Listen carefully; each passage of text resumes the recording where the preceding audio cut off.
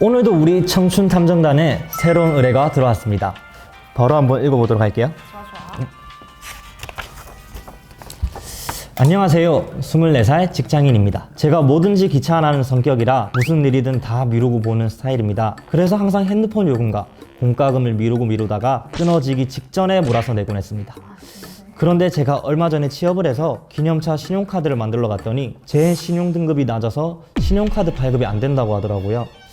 제가 요금을 안 낸 것도 아니고 내긴 다 냈는데 왜 신용점수가 떨어졌을까요?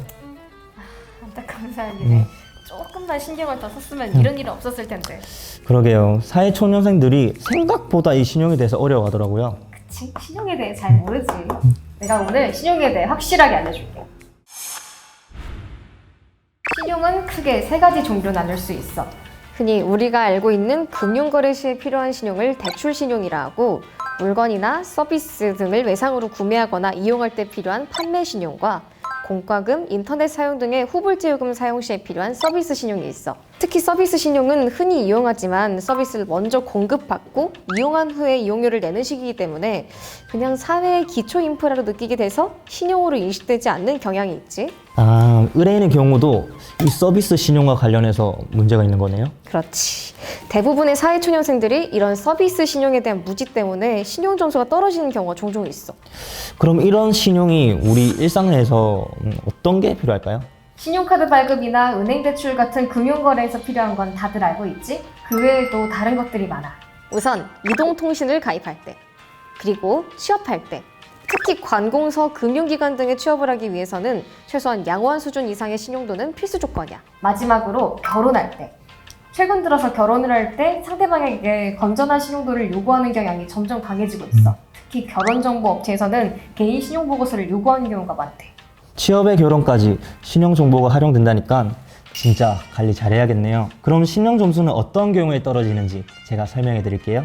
우선 제1금융권이 아닌 타 금융권에서의 대출은 절대 금물이에요. 이제 막 사회생활을 시작하면 생각보다 이곳저곳 돈 나갈 일이 많아서 대출을 많이들 하시는데, 이때 3금융권의 대출은 신용점수에 위험하다는 것은 이미 익히 알고들 계시죠? 근데 접하기도 쉽고 비교적 대출 절차도 간단한 2금융권에서의 대출도 신용점수에 악영향을 끼친다는 건 잘 모르더라고요.